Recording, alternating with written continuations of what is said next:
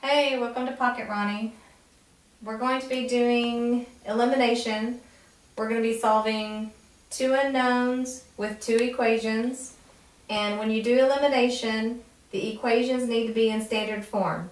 Standard form means x's and y's on one side of the equation and whole numbers on the other side of the equation. When you do elimination, one of the main things is to stack your equations one on top of the other. Line your x's up, line your y's up, and line your whole numbers up. And then what you're going to be doing is you're going to be adding your two equations together once they are lined up. The first thing you want to look for is to see, does either variable eliminate in the form that it's already in? If I add these two equations together, remember what coefficient's in front of the x? 1. So if I add these two equations together, 1x plus 2x is 3x. So that doesn't eliminate or go away. But if I add a negative 1y and a positive 1y, that does eliminate. That equals 0. So in the form that these equations are in right now, the y's will eliminate and go away, so we don't need to change them. One of the variables will eliminate. The idea is to get rid of one variable, so you're solving for the other one. So we add these two equations together, 1x plus 2x is 3x. A negative 1y and a positive 1y is 0, but you don't really have to write it. And then adding the whole numbers, 12. So this is, essentially this is 3x equals 12. Now you've gotten it down to where you're only at one variable in one equation, so you can solve for x. X equals 4. So now you take that, x equals 4, substitute it back into one of your equations. I'm going to substitute it back right here to be able to solve for y. And in doing that, putting my 4 in for x right there, that would be 4 minus y equals 5. Subtract my 4 to the other side. Negative y equals a positive 1. I don't want to leave a negative in front of my variable, so I divide by negative 1, which cancels that. And then you're left at y equals a positive divided by a negative is a negative, and 1 divided by 1 is just 1. So negative 1. So the solution for those two equations, if you want to put it in a coordinate format, you can write it in an xy coordinate format as 4, negative 1. Or with two separate x equals 4, y equals negative 1. That was 15a, 7 through 9. Let's look at 15b, 4 through 6. Again, you have two equations and two unknowns, and we're going to solve it by elimination. Again, look to make sure that the equations are in standard form. Both of these are x's and y's on one side, whole numbers on the other side. You're going to add the two equations. You stack them one on top of the other with your x's lined up, your y's lined up, your whole numbers lined up. Then you look at it, if I added these two equations, would either variable eliminate? 3x plus 2x is 5x, so that doesn't eliminate or go away. I'm looking, if I add them up, they will equal 0. A negative 1y, remember that's a 1. A negative 1y, and then I'm in debt again, negative 1y. That would be negative 2y.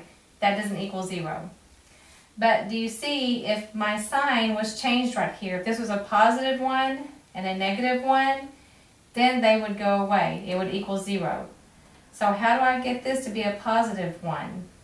Well, if I multiplied that by a negative 1, I'm going to write it in parentheses. A negative 1 times a negative 1 is a positive 1. So that would make that a positive 1 to eliminate with this y of a negative 1. If I multiply this by a negative 1, I have to multiply everything by a negative 1. In the world of algebra, whatever you do to one thing, you have to do to everything. So it means I need to multiply this by a negative 1 and this by a negative 1. I show it in parentheses to show I am multiplying. So then now my new equation, multiplying everything by negative 1, my new equation will be negative 1 times 3x is negative 3x. A negative 1 times a negative 1y is a positive 1y. A negative 1 times a negative 10 is a positive 10. This bottom equation, we didn't change it at all.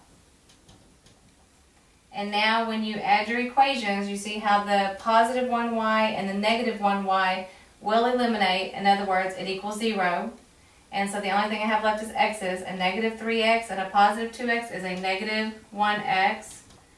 10 and a negative 8 is a positive 2. I can't leave my negative 1 here in front, so I divide by negative 1. A positive divided by a negative is a negative, and 2 divided by 1 is just 2. So then I take the x equals negative 2, and I substitute it back into one of these equations where x is.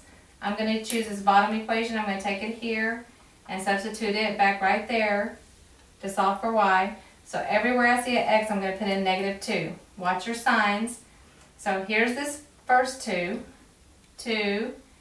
This means 2 times x. 2 times, and then x is negative 2 minus y equals negative 8. You use the original equation. 2 times a negative 2 is negative 4 minus y equals negative 8. Add your 4 to the other side. Negative y equals a negative 4. You don't want to leave your negative in front of your variable, so you divide by negative 1.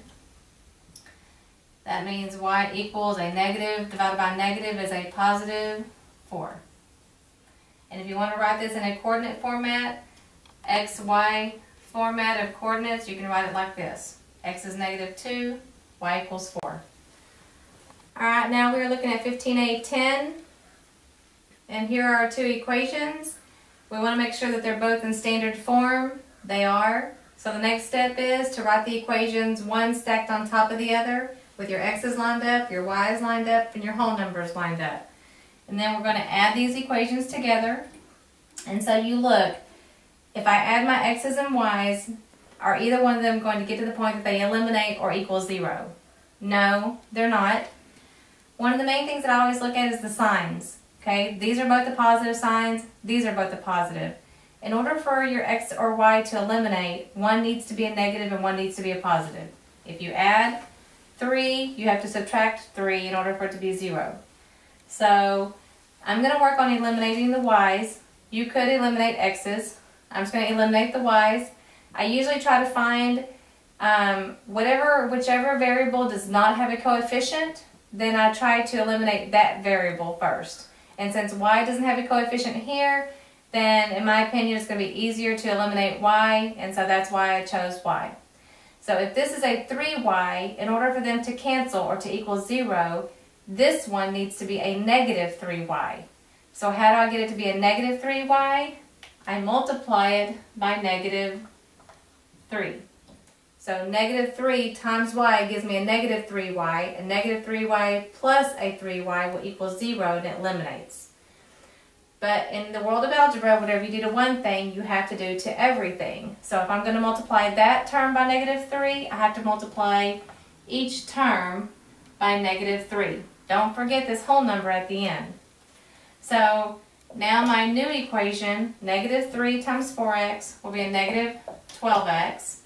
A negative 3 times a positive y is a negative 3y. A negative 3 times a positive 6 is negative 18.